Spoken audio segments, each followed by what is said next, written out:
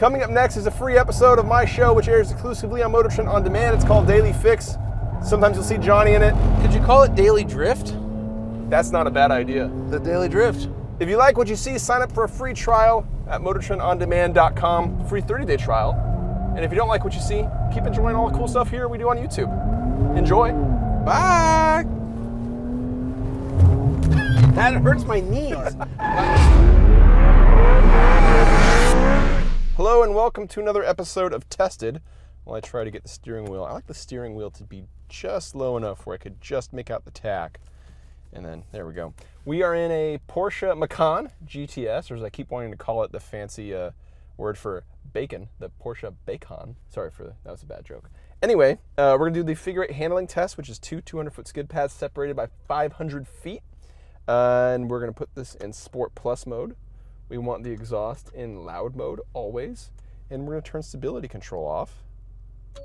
And we're good to go. This test is good for many reasons.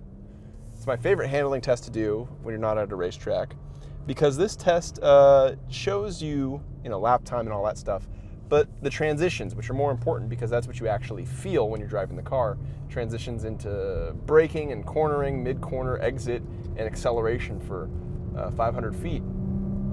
And why are we driving an SUV around a handling course? Well, it's not just an SUV, it's a Porsche. So we want to see if this lives up to the brand that Porsche has. And here we go. It oversteers. Awesome. Off to a great start. Off to a real good start.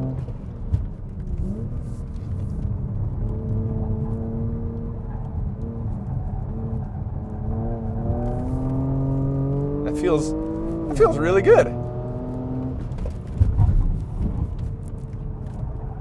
There's a really good initial bite, balanced in the mid-corner, and then it does a oversteer on power. How can you not like that? I sense, though, that it's accomplishing a lot of that minor oversteer on corner exit with its all-wheel drive system and rear differential. It's not a natural oversteer. It's something that's being forced mechanically.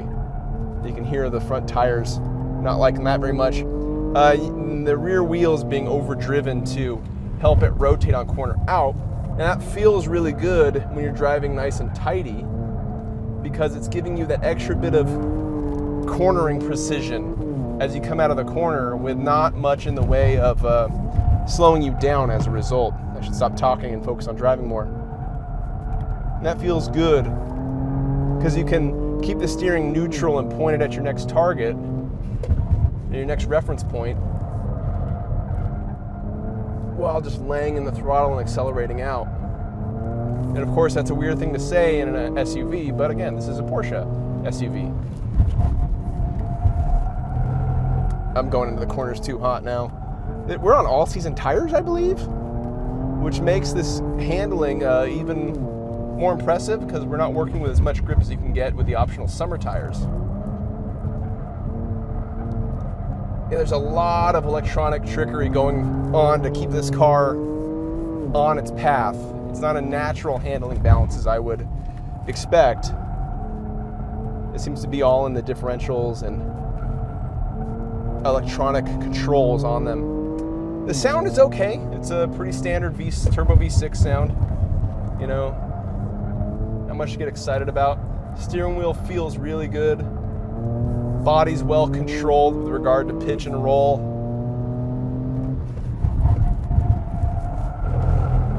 Again, entered too hot, tried to scrub off too much speed, and you can't kind of do those tricks when you have power going to all four tires and being biased around. Our pressures are come up quite a bit. We're almost at 40 now. Front and rear, at least they're coming up in unison, which kudos to the car for balancing the load on each tire, and kudos to me as a driver for not overworking them.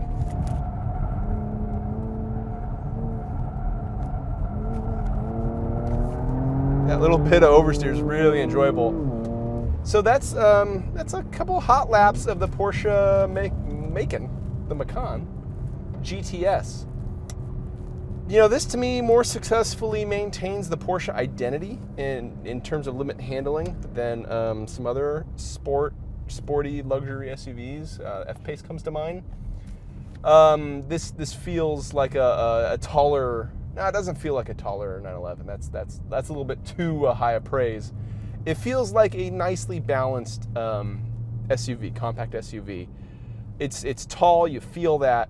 It's heavier, you feel that. There's no hiding what's happening here, and you can sense most of the handling prowess is done through electronic means and differentials and stuff, rather than just natural chassis balance. All that aside, when you're doing limit handling, which, you know, let's face it, nobody's ever going to do in this thing, seriously, it still comes together, that maintains, and that's important. Even if that's not what you're going to do with the car, that's important because the benefits from that engineering at the top level tend to trickle down through the rest of driving. That manifests in, you know, the steering, that one off-ramp or on-ramp that you have nearby your house that feels good to take at a high rate of speed. That's where those characteristics come out, and that's what makes the car feel nice during daily use, even if this is sort of a weird test in its own vacuum. All I gotta say, nice job.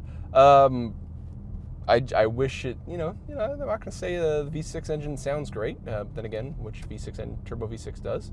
There are, you know, exceptions, but otherwise, very, like, really nicely executed compact SUV from a performance and driving standpoint. From the character of that's supposed to give these cars excitement, it's a nicely done job. Yeah, cool. See you guys on the next episode. And as always, email your questions, comments, funny internet jokes to dailyfix@motortrend.com. See you next time. Here's what you missed last week on Daily Fix, exclusively on MotorTrend On Demand. We are in a Porsche Macan GTS. It oversteers. Awesome. Off to a great start. Trucks are cool. Powerful trucks are cooler. How do you like driving it? That's a lot of fun. Yeah? Gets a lot of attention. Is it the surfboard? We have a Jaguar F-Pace. What's going on? I'm Carlos Lago, and if you didn't watch last week's Daily Fix, you should do that now. It's exclusive on MotorTrend On Demand.